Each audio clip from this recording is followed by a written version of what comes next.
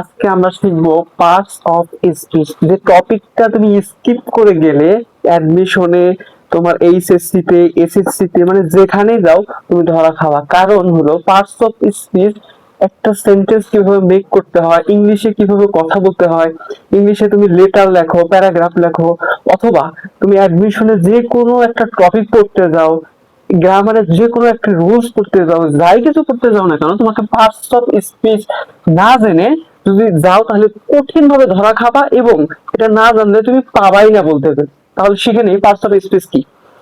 খুবই সহজ জিনিস। এটা হলো অনেক সহজ জিনিস, হলো অনেক বড় একটা টপিক। সার সঙ্গে আমি একটু আলোচনা করি, মানে উপরের উপরের অংশ। যেমন ধরো যে নাউন, এটা নাউনে ক্লাস নিতে গেলে 3 ঘন্টা সময় লাগে। পুরো একটা ক্লাস হচ্ছে 2.5 ঘন্টা। সো এই বিষয়গুলো আমরা খুব ছোট্ট ছোট্ট করে আজকে দেখবো, যে মেইন থিওরিটা আসলে কি। Parts of speech. আচ্ছা, পার্টস অফ স্পিচ কি জিনিস? যে পার্টস মানে কি ভাই বলতো? এই পার্টস মানে হলো অংশগুলো। কি বলতো? অংশগুলো। পার্টস মানে হলো অংশগুলো। এই যে অফ আছে না, অফ হলো এর, অফ মানে কি এর। আর এই যে স্পিচ মানে না, স্পিচ মানে হলো কথা, কথা অথবা বাক্য, বাক্য অথবা তুমি বলতে পারো ভাষণ, ভাষণ। ঠিক আছে, তাহলে কি দাঁড়ালো? যে অংশগুলো এর, কথা, বাক্য, ভাষণ মানে হলো বাক্যের অংশগুলো, বাক্যের অংশগুলো। বুঝাইতে পারছি? আচ্ছা, এই যে বাক্যের অংশগুলো যে আছে, এই একটা বাক্য, যে কোনো তুমি একটা বাক্য লিখতে দাও, সেই বাক্যের এই যে অংশগুলো হলো এই মোট 8টা: noun, pronoun, adjective, adverb, verb, preposition, conjunction, interjection. এই 8টার বাহিরে তুমি পাবা না। এটা মূলত একটা ফ্রেজ ছিল। আচ্ছা, তোমাকে যদি আমি একটা কথা বলি, যে সাপোজ ধরো আমি লিখলাম I have a pen. Okay, I have a pen. আমি যদি বলি যে ভাই, তোমাকে যদি বলি এটা কি, তুমি কি চেনো? এটা কি, এটা কি, এটা কি? এই যে 1 2 3 4 চারটা যে ওয়ার্ড আছে, এই 4টা ওয়ার্ড কি তুমি চেনো? এই 4টা ওয়ার্ড যে চিনতে পারে সেই হলো খেলোয়াড়, মানে সেই খেলতে পারবে আসল খেলাটা। সো এই যে এই 4টা ওয়ার্ড কি কি, আমরা এই 4টা ওয়ার্ড আমরা শিখবো। মানে আরো বাক্য থাকতে পারে, আমি একটা এক্সাম্পল দিলাম জাস্ট। তো বলে রাখি, এটা হলো একটা সাবজেক্ট, সাবজেক্টের অংশ। হ্যাঁ, তো এটা একটা নাউন নাকি প্রোনাউন? এটা হলো একটা প্রোনাউন। ঠিক আছে, এই যে হ্যাভ একটা ভার্ব, এটা একটাকে বলা হয় আর্টিকেল, অথবা তুমি ডিটারমিনার বলতে পারো। এটা একটা নাউন। যাই হোক, ওটা আমরা আস্তে আস্তে শিখবো। সো এই যে 4টা অংশ, সেটার নামই হলো পার্টস অফ স্পিচ। বুঝাইতে পারছি? এই যে একটা অংশ, এই যে একটা, এই যে একটা, এই যে একটা, বাক্যের প্রত্যেকটা অংশ চিনতে পারার নাম, চিনতে পারার নামই হচ্ছে পার্টস অফ স্পিচ। ঠিক আছে, আচ্ছা, আমরা একটা তাহলে নাউনটা এবার শিখবো। হ্যাঁ, নাউনটা। ওকে, আচ্ছা, নাউনটা কি তাহলে? এই যে নাউন, নাউনটা মূলত, noun is A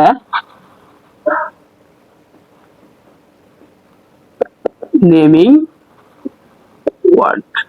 okay, noun হলো একটি কি নেমিং ওয়ার্ড। ঠিক আছে, নাম বোঝাচ্ছে, যে কোনো কিছুর নাম যদি বোঝায় তার নাম হলো নাউন। যেমন আমি ফর এক্সাম্পল যদি বলি রহিম, রহিম ইজ, কি দেওয়া যায়? আচ্ছা, ইন্টেলেকচুয়াল, ইন্টেলেকচুয়াল। এই রহিম ইজ ইন্টেলেকচুয়াল। ঠিক আছে, বুদ্ধিমান বা যেটা বলো আর কি। এখানে যদি বলি রহিম, একটা নাম বোঝাচ্ছে না ভাই? সাবজেক্টের জায়গায় রহিম একটা নাম বোঝাচ্ছে না? এই যে একটা নাম বোঝালো, ঠিক আছে, নাম, এই যে নাম বোঝালো, এই নামটা বোঝানোর কারণে এই শব্দটা কি বলতো? নাউন। কি বলতো? নাউন। এটা তাহলে কি বললাম? Noun is a naming word, মানে নাম বুঝাবে। রহিমের জায়গায় করিম থাকতে পারতো, এখানে পেন থাকতে পারতো, গাছপালা, বই খাতা, যাই কিছু থাক না কেন, কোনো কিছু নাম যদি বুঝায়, সেটা কি হয়ে যাবে বলতো? এটা হলো নাউন হয়ে যাবে। ঠিক আছে, সাবজেক্টের জায়গায়। তাহলে প্রোনাউনটা কি বলতো? প্রোনাউনটা কি? প্রোনাউনটা হচ্ছে নাউনের পরিবর্তে যা ব্যবহার করা হয়। কি? নাউন এর পরিবর্তে, পরিবর্তে যা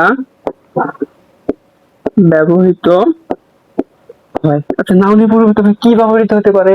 হ্যাঁ, এবার দেখো তো, এই রহিম আছে না, রহিমের জায়গায় যদি আমি বলি he is intellectual, intellectual, intellectual. Okay, he is intellectual লিখতে পারি না। তাহলে এখানে যে হি দ্বারা কাকে বোঝাচ্ছে ভাই? এই রহিমকে বোঝাচ্ছে না, কোনো ব্যক্তিকে বোঝাচ্ছে না, কিন্তু হিতে সরাসরি কোনো নামকে বোঝাচ্ছে না। এই যে রহিমের পরিবর্তে যদি হি ব্যবহৃত হয়, রহিমের পরিবর্তে যে অন্য একটা শব্দ দিয়ে রহিমকে বোঝাচ্ছে, ওই নামকে বোঝাচ্ছে, এই জন্য এই ওয়ার্ডটার নাম হলো কি বলতো? প্রোনাউন। কি বলতো? প্রোনাউন। বুঝাইতে পারছি আমি ভাই? তাহলে নাউন এবং প্রোনাউন আমরা দুটো জিনিস বুঝলাম। যদিও নাউন শুধু এটা না, আর অনেক বিষয় আছে এখানে। প্রোনাউন শুধু এটা না, আর অনেক এখানে ডিপ ডেপথে যে তোমাকে পড়াশোনা করতে হবে। সো এরপরের অংশটা আমরা একটু দেখি। হ্যাঁ, আচ্ছা, এরপরে দেখো, তুমি যদি খেয়াল করো যে অ্যাডজেক্টিভ, অ্যাডভার্ব, অ্যাডজেক্টিভ, অ্যাডভার্ব। আচ্ছা, এই দুটো জিনিস এগুলোকে আলাদা করছি কেন বলতো? এই দুটা, এই দুটা, এগুলো আলাদা করছি কেন? কারণ এই দুটা হলো একই রকম আচরণ করে, এই দুইটা একরকম আচরণ করে, এইগুলো হলো আরেক রকম আচরণ করে। ঠিক আছে? তো এই যে অ্যাডজেক্টিভ আর অ্যাডভার্ব, এই দুটো শব্দ দুইটা, হ্যাঁ, অ্যাডজেক্টিভ এবং অ্যাডভার্ব, এদের কাজ কি জানো? এদের কাজ হলো মডিফাই করা। মডিফাই, মডিফাই করে। বুঝছো? এদের কাজ কি বলতো ভাই? মডিফাই করে, মডিফাই করে। হ্যাঁ ভাইয়া, মডিফাই কি জিনিস?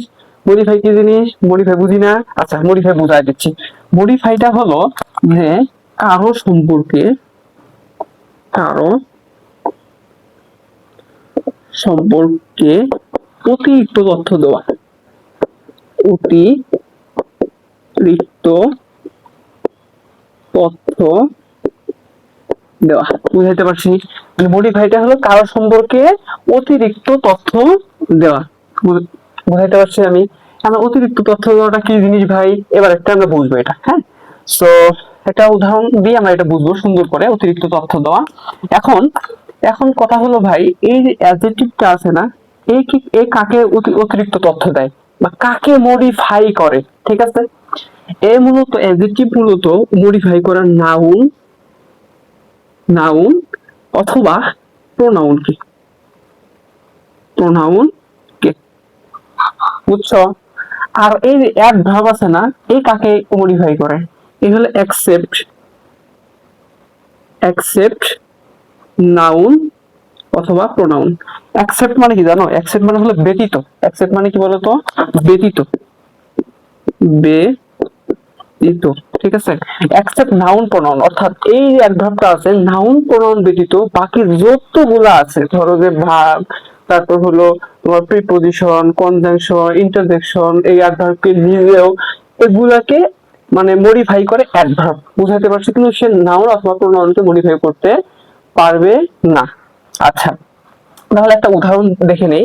যদি আমি বলি যে হি ইজ হার্ট, একটা বাক্য লিখলাম। হ্যাঁ, এই উদাহরণ তুমি নাউন প্রোনাউন যেভাবে শিখো আসলে, অথবা অ্যাডজেক্টিভ অ্যাডভার্ব, এইভাবে আসলে মেইন থিওরি না। তুমি যে শিখো এই যে আর্টিকেল, আমরাও শিখাইছিলাম এক সময়, আর্টিকেল প্লাস নাউন, তার noun, article plus adjective plus noun, আর কত ভাবে যে রুলস মুখস্থ করো। আমরা আসলে রুলস পড়াই না। হ্যাঁ, আমরা রুলস পড়াই না। রুলস কিভাবে সৃষ্টি হয়েছে বলতো?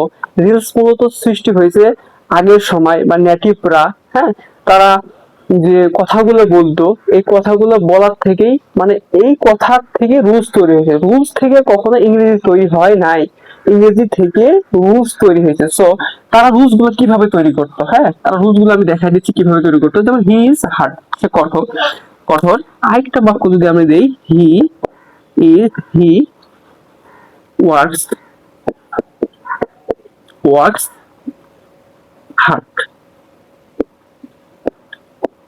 দুইটা বাক্য দিলেন, he is hard, he works hard. তাহলে এবার তোমাকে যদি বলি যে এই যে হার্ডটা, এখন এই হার্ডটা, এই দুই হার্ডের মধ্যে পার্থক্য কি? এই দুটোর কি কি ওয়ার্ড এটা? হ্যাঁ, এই যদি আমরা বলি পার্টস অফ স্পিচ এর কোন ক্যাটাগরিতে এই দুটো পড়ে? আচ্ছা, হি ইজ হার্ড, সে হলো কঠোর। হ্যাঁ, দেখো তো, তুমি একটু বেসিক সেন্স দিয়ে চিন্তা করো তো, সে হয় কঠোর, সে হয় কঠোর। এখানে এই যে হার্ডটা, কঠোরটা, এই মানে কি? সে। আচ্ছা, ইজ মানে কি? হয়। এটা হার্ড মানে কি? কঠোর। এটাই তো, তাই না? আচ্ছা, এই যে কঠোর শব্দটা, কঠোরটাকে সে, কঠোরটাকে সে, তাহলে এই হারটা কাকে মডিফাই করলো বলতো? তাকে, তাই না? হয়তো কঠোর না, সে হলো, সে হয় কঠোর। অতএব এই হারটা কাকে মডিফাই করলো বলতো? এই হারটা মূলত মডিফাই করলো এই যে হিকে, কাকে? হিকে। অতএব এই যে এখানে যে হারটা আছে, হিকে মডিফাই করলো। এবার বলতো হিটাকে, হি কি? হি এই যে নামের পরিবর্তে বসে, তার মানে কি প্রোনাউন। আমি কি বলছিলাম, নাউন অথবা প্রোনাউনকে যে জিনিসটা মডিফাই করে তাকে কি বলে? অ্যাডজেক্টিভ। বুঝাইতে পারছি? তাহলে এই হারটা কি এখন? অ্যাডজেক্টিভ। বুঝাইতে পারছি? এবার এখানে এটা একটু খেয়াল করো, হি মানে সে, ঠিক আছে? ওয়ার্কস মানে কাজ করে, কাজ করে। কি হার? হার মানে কি বলতো? কঠোর, কঠোর। আচ্ছা, সে ওয়ার্কস, সে কঠোর কাজ করে। এখন হি ওয়ার্কস হার্ড, সে কঠোর কাজ করে। আচ্ছা, হি হার্ড, সে কি কঠোর? আমরা কি বলতে পারি যে সে কঠোর? এটা বলতে, এটা কি বলবো? না। সে ওয়ার্কস হার্ড, সে কাজ করে কঠোর। মানে কাকে, কাকে মডিফাই করতেছে একটু দেখো তো, মানে বুঝো। সে কঠোর কি কঠোর না সেটা কি আমাদেরকে বলে দিছিল? এই এই হিটা তো ছোট একটা বাচ্চা হতে পারে, ছোট বাচ্চা কিভাবে কঠোর হতে পারে, তাই না? এই এই সম্পর্কে তো অতিরিক্ত তথ্য দেয়া নাই। তাহলে আমাদের সেফ জোন কি? ভার্বকে মডিফাই করা। তাহলে সেফ জোন কি বলতো? ভার্বকে মডিফাই করা। এখন দেখো তো, এখন কথা হলো যে হি ওয়ার্কস হার্ড, সে কাজ করে কঠোর। হ্যাঁ, সে কাজ করে কঠোর। এখন সে তো কঠোর না, সে কাজ করে কঠোর, কাজ করে কঠোর, তাই না? তাহলে এই যে ওয়ার্কস মানে হার্ট, হার্ট শব্দটা আছে, এটা মূলত কাকে মডিফাই করতেছে বলতো? ওয়ার্কস মডিফাই করতেছে। ওয়ার্কসটা কি? ওয়ার্কস একটা ভার্ব। আমি কি বলছিলাম যে, আমি বলছিলাম যে noun accept noun pronoun, adverb noun অথবা প্রোনাউন বাদ দিয়ে বাকি সব কিছুকে মডিফাই করতে পারে। তাহলে তাহলে এইবার দেখো তো, এই যে ওয়ার্ডটা আছে, এই ওয়ার্ডটা কাকে মডিফাই করলো? ভার্বকে মডিফাই করলো।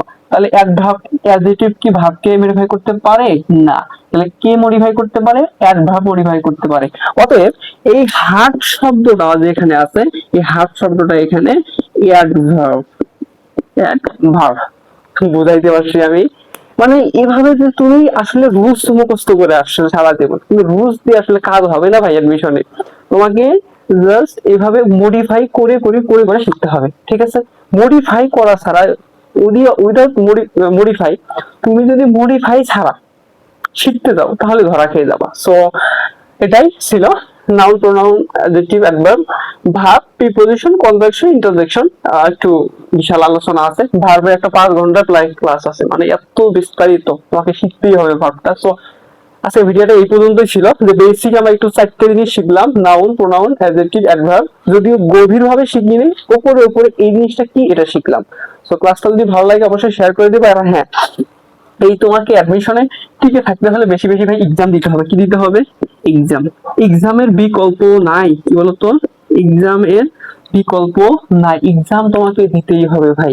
ভাই তুমি আসলে, অনেকে সেকেন্ড টাইমার আছো, অনেকে ফার্স্ট টাইমার আছো, তোমাদের ওভার কনফিডেন্স, তোমাদের ওভার কনফিডেন্সটা হলো যে আমি এক্সাম দিব না, আমি কি এক্সাম দিব না, এরকম একটা কনফিডেন্স তোমার। কেন তুমি এক্সাম দিবে না ভাই? বলে আমার হলো এসএসসি তে, এসএসসি তে গোল্ডেন এ প্লাস, ঠিক আছে? Golden A plus. আবার এইচএসসি তে এখানেও গোল্ডেন এ প্লাস। ভাই আমি কেন অত পরীক্ষাটা রেখে দিয়ে দেবো? আমি এমনিতে অ্যাডমিশনে টিকে যাবো। এখানে তুমি ধরাটা খেয়ে যাও ভাই, বুঝছো? মানে বেশি, মানে কি বলে, পাকনামো করে না। তোমাকে যা বলছি সেটা হলো পরীক্ষা দাও বেশি বেশি।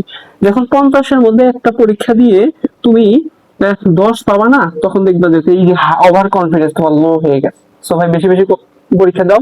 আর বেশি বেশি পরীক্ষা দেওয়ার জন্য আমাদের একটা এক্সাম ব্যাচ আছে, হ্যাঁ? তো ডিসইউ এবং সেকেন্ড টাইম এক্সাম ব্যাচ। তো এটা তুমি যোগাযোগ করতে পারো ডেসক্রিপশনে, অথবা এই যে প্রথম কমেন্টেই এখানে দেওয়া থাকবে, যোগাযোগ করতে পারো। আর যাদের ফিনান্সিয়াল প্রবলেম আছে, টাকা পয়সার সমস্যা আছে, তুমি আমাকে বলতে পারো, ভাই আমার তো সমস্যা, আমি কি করবো? তোমাকে জাস্ট ফ্রিতে আমি অ্যাক্সেস দিয়ে দিই, ফ্রি, বুঝছো? ফ্রি। সো দেরি না করে ভর্তি হয়ে যাও। ভালো থাকো, আসসালামু আলাইকুম।